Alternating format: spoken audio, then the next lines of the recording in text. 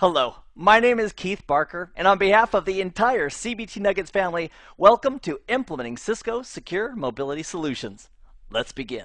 Give me a V, V, give me a P, P, give me an N, N, what do you get? SIMOS. And that is the acronym that Cisco chose for this course, which very well could have been titled Virtual Private Networks. The course formally is called Implementing Cisco Secure Mobility Solutions, and the acronym they chose for it is SIMOS. The S would be for secure, so that's the S part. The I comes from the root word of implementing, and then we have the M and O from mobility, and the S is for solutions.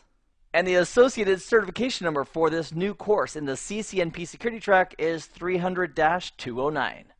And in all seriousness, I wanted to spend a few minutes to talk with you about how to get the absolute most out of this course. The first thing is we'd want to make sure that the prerequisites are met. You might say, Keith, what do you mean the prerequisites? What are the prerequisites for the course? And the prerequisites really are that you already have a CCNA or equivalent knowledge regarding the CCNA route switch and the CCNA for security.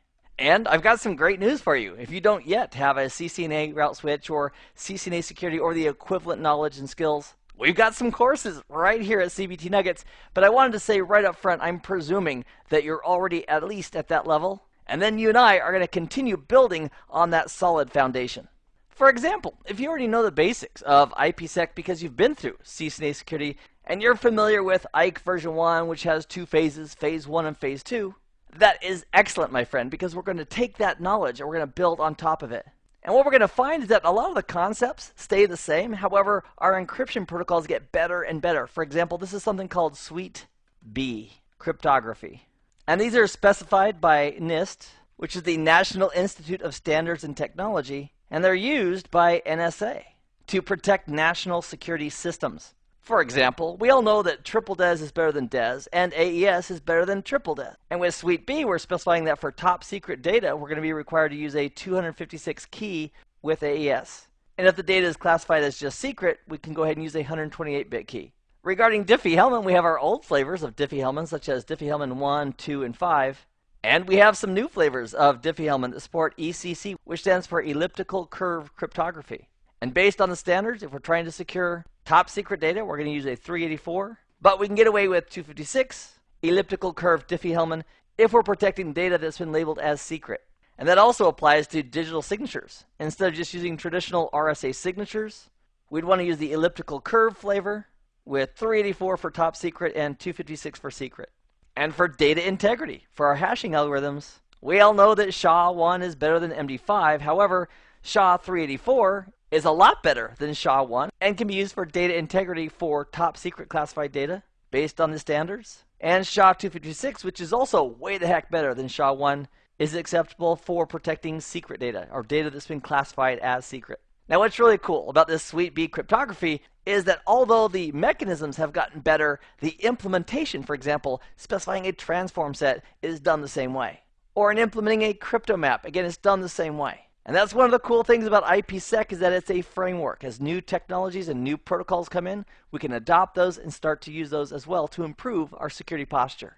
Another key factor in our success in mastering this technology is for you and I to go through every single video in this course. Plus, I'm going to be assigning some additional videos from the CCNP Security VPN 2.0 course that are also extremely relevant and important.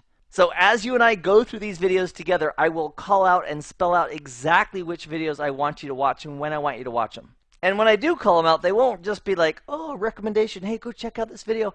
They're extremely important to go through as part of a holistic, well-rounded approach to all of these topics. And speaking of topics, we'll be addressing the legacy IKE version 1 and the newer IKE version 2, both on iOS and the ASA. And we'll be implementing pre-shared keys and digital signatures for the authentication of our tunnels. We'll learn about VTIs in several flavors, including static and dynamic virtual tunnel interfaces. We'll address site-to-site VPNs, as well as the world of remote access VPNs in all of its flavors, including clientless or web VPN and the AnyConnect client.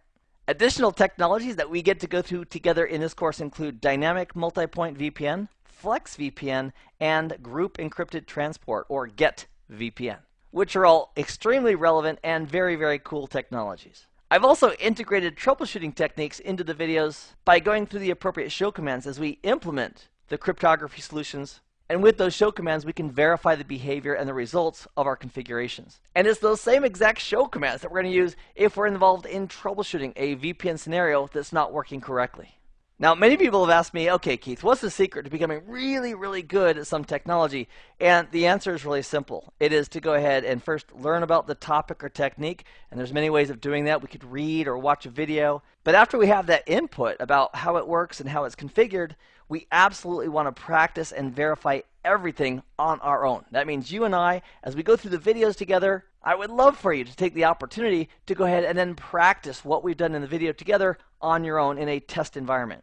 And that will reinforce the concepts of the technology as well as the implementation and troubleshooting of that technology. So if you're really serious about getting really, really good at virtual private networks, the practicing will be a critical piece in you getting those skills that you want. And of course, last but not least, enjoy the journey. Enjoy every step of the way, realizing that as we go through these videos together and you're learning the new concepts, that your knowledge is expanding and growing. And technologies and topics that we already had a basic knowledge of, we're going to see that basic knowledge expand and become bigger and better as a result of you and I going through these videos in order together. So I want to keep this introduction fairly short so we can get right to the first video. It's about DMVPNs, and I'm looking forward to spending that time with you in that video. So until then, I hope this has been informative for you, and I'd like to thank you for viewing.